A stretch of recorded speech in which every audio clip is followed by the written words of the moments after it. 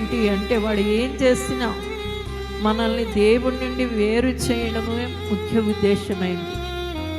అందుకని మనకి పరిశుద్ధ గ్రంథంలో సాతాను చేత శోధించబడిన వ్యక్తుల గురించి వ్రాయబడి ఉంది. యోబు గ్రంథంలో మనం చూసినప్పుడు యోబుకి సాతాను ఎలాంటి శోధనలు తీసుకొస్తాడో ముందుగానే తెలియచేయబడింది. ఎందుకంటే దేవుడు సముఖానికి వచ్చినప్పుడు దేవుడు అంటున్నాడు, మానవులలో తనను హానుకొని తనను హత్తుకొని తన కొరకు జీవించే బిడ్డలను గురించి దేవుడు గొప్పగా చెప్పుకుంటూ ఉంటాడు.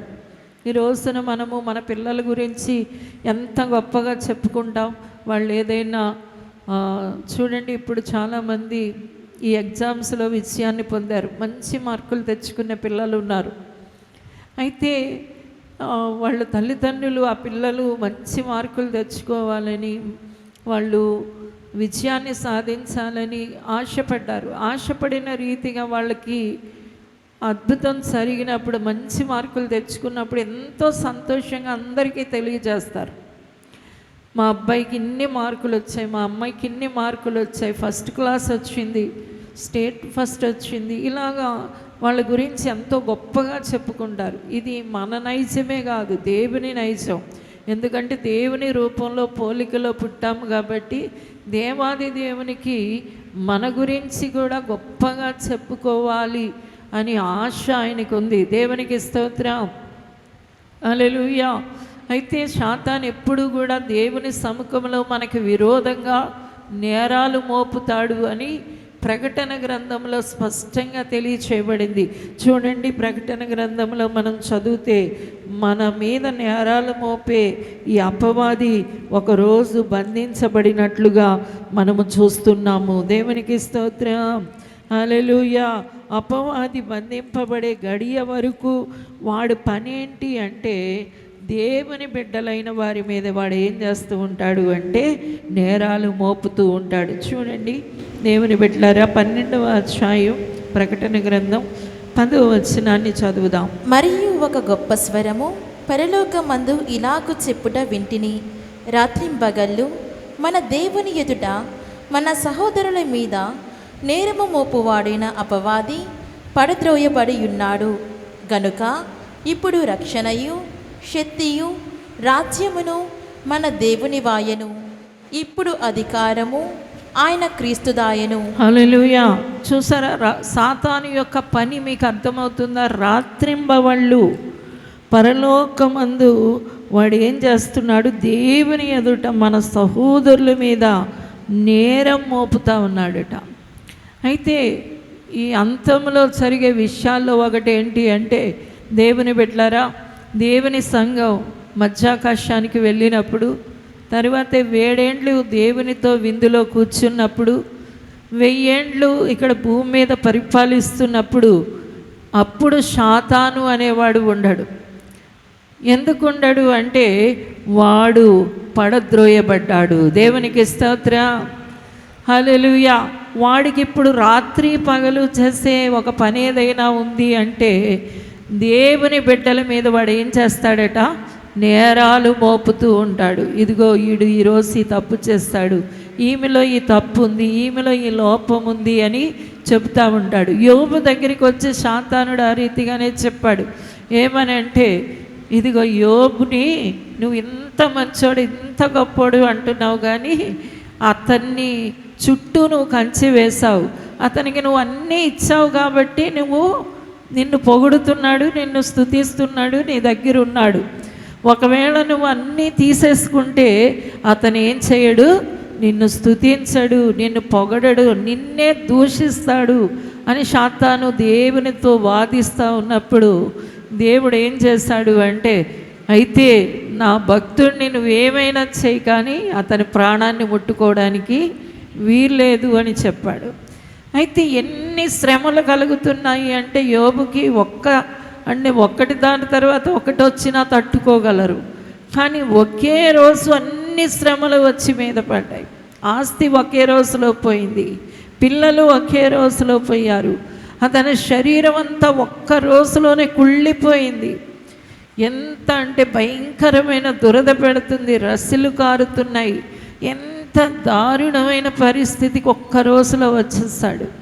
తరువాత అతని భార్య కూడా భయంకరంగా దూషిస్తుంది. దేవుణ్ణి దూషించి నువ్వు చచ్చిపో, ఇలాంటి బ్రతికెందుకు అని దూషిస్తావు. అయితే స్నేహితులనే వారు అతని దగ్గరికి చూడడానికి వచ్చినప్పుడు అతని గురించి వాళ్ళు చేసే విమర్శ ఏంటి అంటే, మంచి వాళ్ళకి ఎందుకు కష్టాలు వస్తాయ్యా, నువ్వు లోపల రహస్య పాపివై ఉంటావు, అందుకనే నీకు ఈ కష్టం వచ్చింది, అందుకే నీకు ఈ శ్రమ వచ్చింది. అంటే నువ్వు పైకి మంచివాడిగానే ఉన్నావు కానీ లోపల నువ్వు మంచివాడు కాదు, అందుకనే నీకు ఈ కష్టాలు వచ్చాయని భయంకరంగా స్నేహితులు కూడా అతన్ని నిందించారు. ఇలాగా దేవుని బిడ్డలారా 6 నెలలు యోబు పడిన బాధ ఇంత అంతా కాదు. అయినా దేవుణ్ణి మాత్రం అతడు ఒక్క మాట కూడా అనలేదు. దేవునికి స్తోత్రం. వారు అంటున్నప్పుడల్లా అతడు చెప్పిన మాట ఏంటంటే, దేవుడిచ్చాడు, దేవుడు తీసుకున్నాడు, దేవునికే స్తుతి కలుగునుగా. కానీ దేవుణ్ణి గుండెలకు హత్తుకున్నదే యోబు. దేవునికి స్తోత్రం. హల్లెలూయా, హల్లెలూయా. సాతాను ఉరిలో, ఉచ్చుల్లో, సాతాను యొక్క ఎలాంటి కుయుక్తిలో కూడా పడకుండా నిలబడిన వాడు యోబు. హల్లెలూయా. కాబట్టి ఈ రోజున దేవుని బిడ్డలారా, దేవుడు కూడా సాతాను మనకేసే ఉరిల నుండి తప్పించబడాలని దేవుడు కోరుకుంటున్నాడు. అందుకనే మన కొరకు ఆయన విజ్ఞాపన కూడా చేస్తున్నాడట. దేవుడు మన ప్రధాన యాజకుడుగా ఉండడమే కాదు, ఆయన నిరంతర యాజకుడుగా మనకు ఉండడమే కాదు, ఎప్పుడైనా దేవుడి దగ్గరికి వెళుతున్నప్పుడు ఆయన తన రక్తంతో కడుక్కుంటూ. ఈ యోబుకి మాత్రం సాతాను అనేవాడు తన్ని ఇలా చేస్తున్నాడు అని కూడా తెలియదు. ఎందుకంటే ఆ రోజుల్లో సాతానుడు బాహాటంగా కనబడలేదు, వాడు మరుగుగా ఉన్నాడు.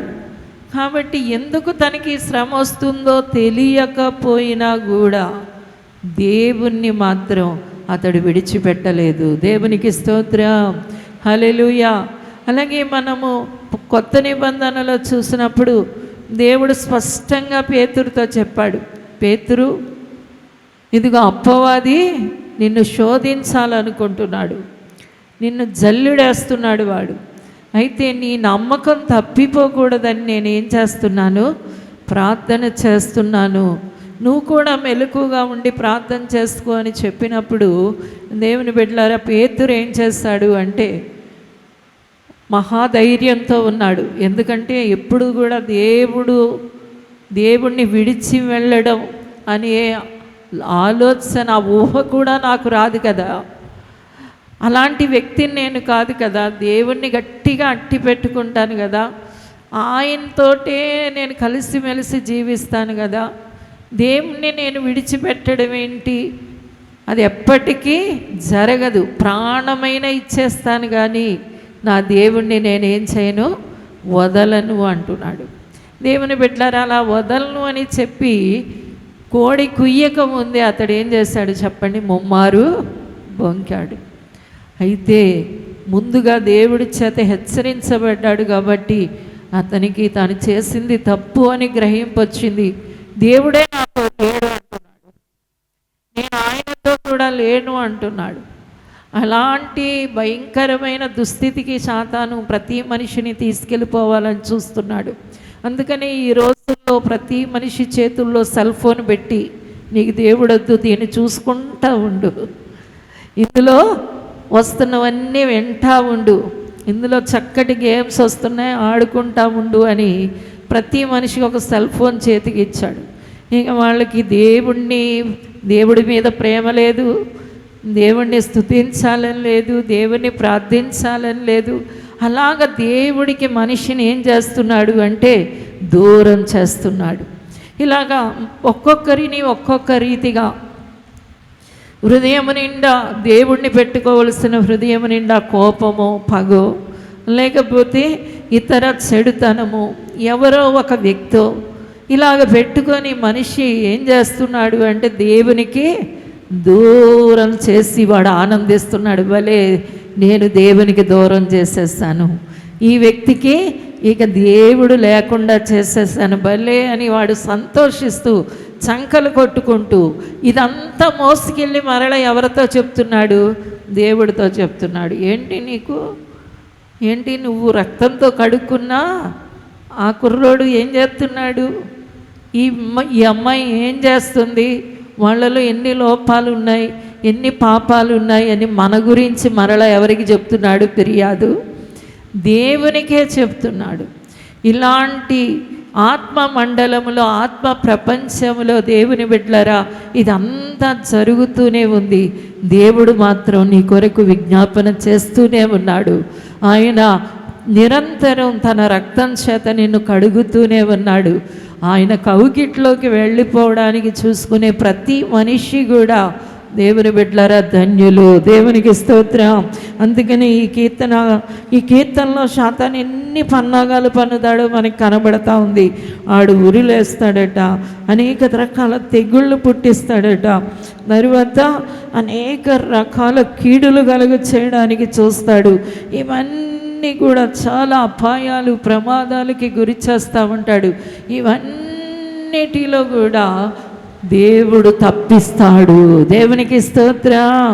హల్లెలూయా.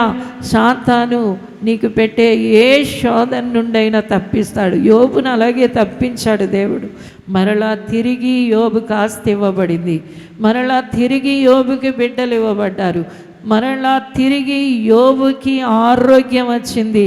హల్లెలూయా, హల్లెలూయా. ఆ శోధనల తరువాత మరలా దైవాశీర్వాదం కలిగి దేవుని యందు మరలా తిరిగి ఆనందిస్తున్నాడు.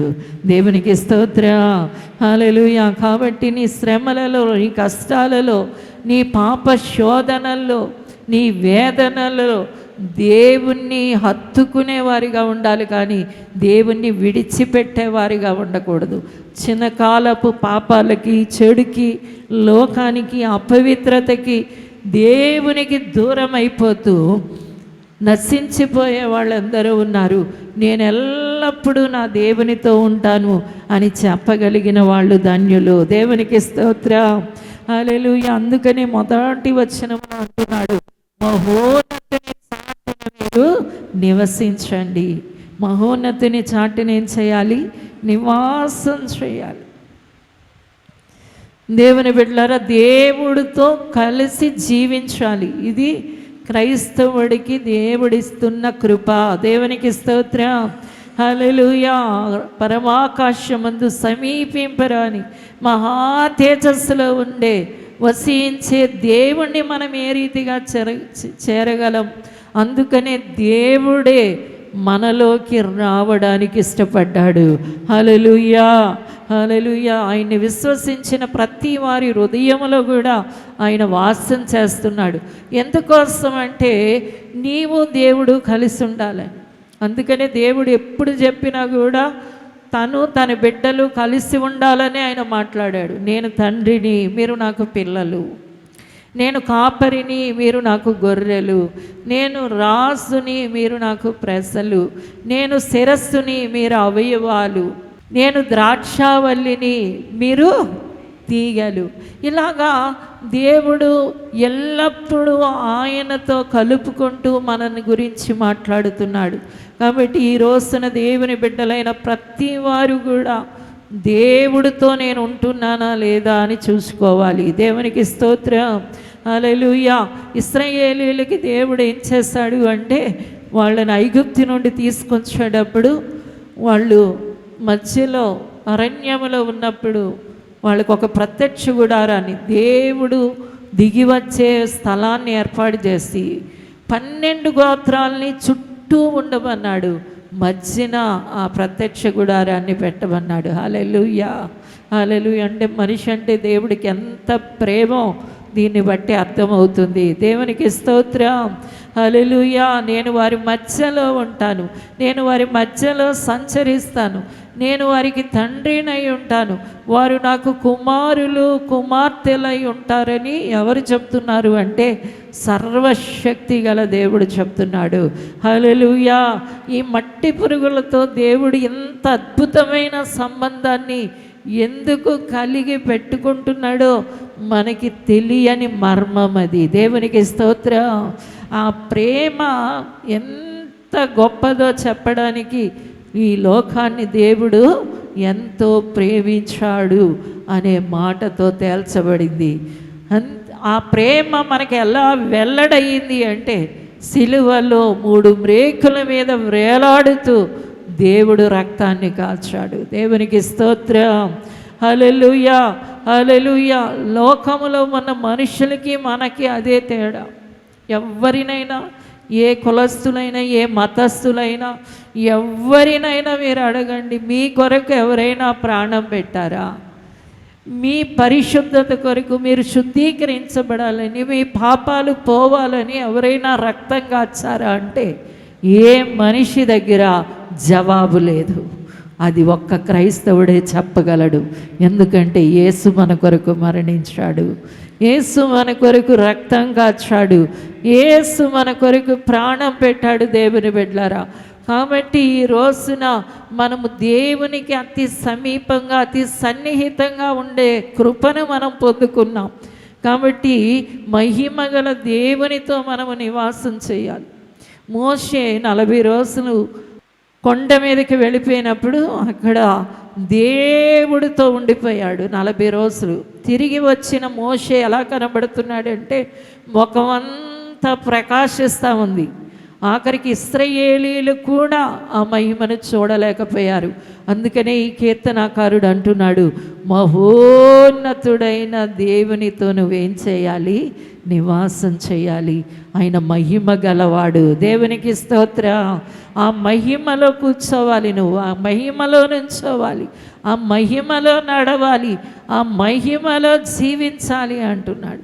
ఈ మహిమాన్విత అనుభవాన్ని ఇవ్వడానికే దేవుడు ఒకరోజు పేతురు, యోహాను, యాకోబుల్ని వెంటబెట్టుకొని ఎత్తైన కొండ మీదకి వెళ్ళిపోయి అక్కడ రూపాంతరం పొందినప్పుడు ఆయన ముఖం సూర్యునిలాగా ప్రకాశిస్తుందట. ఆ ప్రకాశానికి వారు తట్టుకోలేక, ఆ మహిమను వారు చూడలేక కింద బోర్లా పడిపోయారు. అప్పుడు ప్రభు చెయ్యెత్తి మరలా తిరిగి వారిని లేపుకున్నాడు. దేవునికి స్తోత్రం. హల్లెలూయా. మహిమగల దేవుడితో మనము నివాసం ఉండడానికి దేవుడు మనకి కృపనిచ్చాడు. దేవునికి స్తోత్రం. హల్లెలూయా, హల్లెలూయా. ఆయన మన హృదయాలలో ప్రకాశిస్తున్నాడు. అంతేకాదు దేవుని బిడ్డలారా, సర్వశక్తుని నీడన విశ్రమించాలి. ఎవరి నీడన? సర్వశక్తుని నీడలో విశ్రమించాలట. దేవునిలో మనం విశ్రాంతి తీసుకోవాలి. ఇన్ని సమస్యలు ఉన్నాయండి, ఇన్ని కష్టాలు ఉన్నాయండి, ఇన్ని వేదనలు ఉన్నాయండి. ఉదయం లెగిస్తే రాత్రి పడుకునే వరకు నేను చింతించే విషయాలు, ఆలోచించే విషయాలు అనేకం ఉన్నాయండి అని చెబితే దేవుని బిడ్డలారా, అవన్నీ ఆ భారాలు, బరువులు, చింతలు, వేదనలు అన్నిటినీ దేవునికి అప్పగించి దేవునిలో విశ్వసించాలి. అలా విశ్వసించాలి అంటే నీ దేవుడు ఎవరు అంటే సర్వశక్తివంతుడై ఉన్నాడు. హల్లెలూయా, హల్లెలూయా. అందుకనే కీర్తనాకారుడు అంటున్నాడు, ఆయన సర్వశక్తిలో నువ్వు విశ్రమించవచ్చు. ఎందుకంటే నీ ప్రతి సమస్యని ఆ సర్వశక్తి తీర్చగలదు. హల్లెలూయా. అది పెద్దదైనా చిన్నదైనా ఆ సర్వశక్తి నీ ప్రతి సమస్యను తొలగించగలదు. హల్లెలూయా. కాబట్టి దేవునికి అవన్నీ అప్పగించి నువ్వు చేస్తావు, నువ్వు తప్పకుండా చేస్తావు అని దేవుడితో గట్టిగా చెప్పి ఆయనలో సంపూర్ణ విశ్రాంతిని దేవుని బిడ్డలారా మీరు పొందవలసిన వారై ఉన్నారు. దేవునికి స్తోత్రం. నేను రాసుకున్న మొట్టమొదటి పాట ఏంటి అంటే, నాకు తెలుసు నాన్న నీవు మంచి వాడవు నాన్న, నాకు తెలుసు నాన్న నీవు మంచి వాడవు నాన్న, నాకు తెలుసు నాన్న నీవు మంచి వాడవు నాన్న, నాకు తెలుసు నాన్న నీవు మంచి వాడవు నాన్న. హల్లెలూయా, హల్లెలూయా. ఈ పాటే నేను మొట్టమొదటిగా రాసుకున్నాను. ఎందుకంటే మనకు తెలుసు మన నాన్న ఎలాంటి వాడు, ఏది మన దగ్గర ఉండనివ్వడు. అనేక రకాలైన పురుగులు మన చుట్టూ చేరిన అవన్నీ కూడా తొలగిస్తాడు. హల్లెలూయా. అన్ని సమస్యల నుండి మనల్ని దూరపరిచి పారద్రోలుతాడు. దేవుని బిడ్డలారా, సర్వోన్నతుని సర్వశక్తుని నీడలోకి వచ్చి మనం ఏం చేయాలట? విశ్రమించాలి, విశ్రాంతి తీసుకోవాలి. తరువాత చెప్తున్నాడు, ఆయనే నా ఆశ్రయం, నా కోట, నేను నమ్ముకొను నా దేవుడని నేను యెహోవాను గూర్చి చెప్పుచున్నాను. మూడవదిగా మనం ఏం చేయాలి అంటే ఆయన గూర్చి చెప్పేవారిగా ఉండాలి. ఈ రోజుల్లో క్రైస్తవులందరూ ఇందులోనే ఫెయిల్ అయ్యారని చెప్పాలి.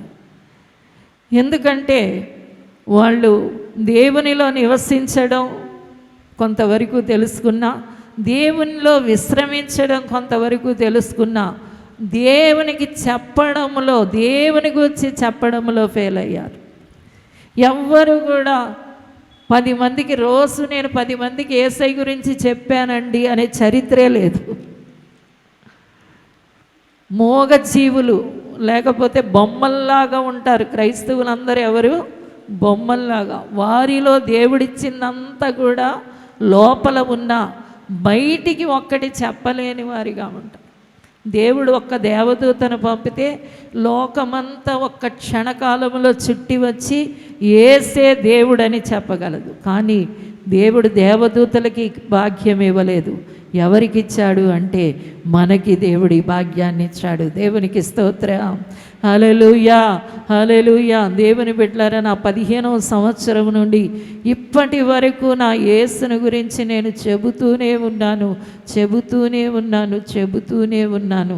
అలాంటి కృపని దేవుడు నాకు అనుగ్రహించినందుకు దేవునికి కృతజ్ఞతాస్తుతులు చెల్లిస్తున్నాను. దేవుని బిడ్డలారా, నిత్యము మనం యేసు గురించి మాట్లాడేవారిగా, చెప్పేవారిగా, ప్రకటించేవారిగా ఉండాలి. ఎవరో ఒక చిన్న బిడ్డ, ఒక యవనస్తుడు, ఒక స్త్రీ, ఒక పురుషుడు, ఒక వృద్ధుడు, ఎవరు దొరికితే వాళ్ళకి, ఒక హిందూ, ఒక ముస్లిం, ఒక నాస్తికుడు, ఎవరైనా సరే యేసుని నమ్మండి. దేవునికి స్తోత్రం. హల్లెలూయా. నరకం నుండి తప్పించబడండి. మీరు ఆయన రక్తంలో మీరు కడగబడితే తప్పకుండా మోక్షం వెళతారు. ఎందుకంటే మోక్షానికి వెళ్ళే దారి వాళ్ళకి తెలియదు. ఈ లోకంలో బ్రతకడానికి వాళ్ళకి తెలుసు. అనేక ప్లాన్లు ఉంటాయి. డబ్బు ఎలా సంపాదించాలి, హోదా ఎలా సంపాదించాలి, మంచిగా ఎలా ఉండాలి, అన్నీ సుఖంగా ఎలా బ్రతకాలి, ఇవన్నీ ప్లాన్లు వాళ్ళకి తెలుసు. కానీ వాళ్ళకి తెలియని ఒకే ఒక విషయం, వాళ్ళు మోక్షానికి ఎలాగ వెళ్ళాలి అని. ఎందుకంటే ఎవరు దారి చూపించడం లేదు. నువ్వు మంచి చెయ్యి అన్నవాళ్లే కానీ ఈడ మంచి చేయలేడు. మనిషి ఏం చేయలేడు చెప్పండి? మంచి చేయలేడు. కొన్ని మంచి పనులు చేసి ఇన్ని పాప పనులు ఉన్నాయి, కొన్ని మంచి పనులు చేశాను కదా అని సరిపెట్టుకుంటాడు. కానీ ఈ పాపం అంతా ఎలాగ పోతుందనేది తెలీదు. కాబట్టి దేవుని బిడ్డలారా, యేసు రక్తం ఒక్కటే నిన్ను పాపాన్ని తీసివేయగలదు, నీకు మోక్షాన్ని ఇవ్వగలదు అనే సత్యాన్ని ప్రతి వారికి చెప్పవలసిన వారై ఉన్నారు. అందుకని ఈ కీర్తనకారుడు అంటున్నాడు, ఎవరికి క్షేమం, ఎవరికి భద్రత, ఎవరు సాతాను చేతుల నుండి విడుదల పొందుతారు, ఎవరు సంపూర్ణంగా దేవునితో కలిసి జీవించగలుగుతారు అంటే వాళ్ళు దేవుడిలో నివసించేవాళ్ళు, దేవునిలో విశ్రమించేవాళ్ళు, దేవుణ్ణి ప్రకటించేవాళ్ళు. దేవునికి స్తోత్రం. హల్లెలూయా, హల్లెలూయా. కాబట్టి ప్రతి వారు కూడా ఈ 3 పనులు చేయాలి. నేను నివసిస్తున్నానా లేదా, దేవునిలో నేను విశ్రమిస్తున్నానా లేదా, దేవుణ్ణి ప్రకటిస్తున్నానా లేదా. గుండె మీద చెయ్యట్టి ఈరోజు నేను ఒకరికి ప్రకటించానండి అని నీ మనస్సాక్షికి మీరు చెప్పుకునే రీతిగా ఉండాలి. ఎందుకు సంతలోకి వెళితే కొన్ని పాంప్లెట్లు తీసుకుని సంతలోకి వెళితే ఒక 4 చేతుల్లో పెట్టి ఇది చదవండి అని చెబితే దేవుని బిడ్డలారా అద్భుతం జరుగుతుంది. దేవునికి స్తోత్రం. హల్లెలూయా, హల్లెలూయా. ఒక రోడ్డుకి అడ్డంగా నిలబడితే 4-5 వెళ్ళిపోతూ ఉంటే చేతుల్లో ఒక కరపత్రం పెడితే యేసయ్య వాళ్ళకి అందబడతాడు.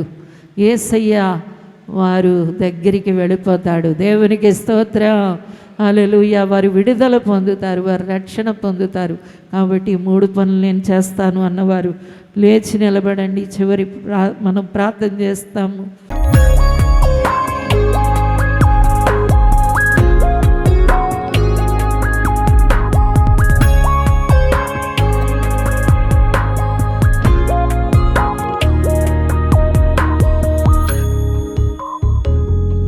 పరిశుద్ధమైన తండ్రి, నీకు వందనాలు చెల్లిస్తున్నాం అయ్యా. ఈ ఉదయకాల సమయంలో నీ చేతులకి అయ్యా మా సంఘాన్ని సమర్పిస్తున్నాను తండ్రి. నీ రక్తం చేత కొనబడిన మేము నీ పదాల దగ్గర ఉన్నాం తండ్రి.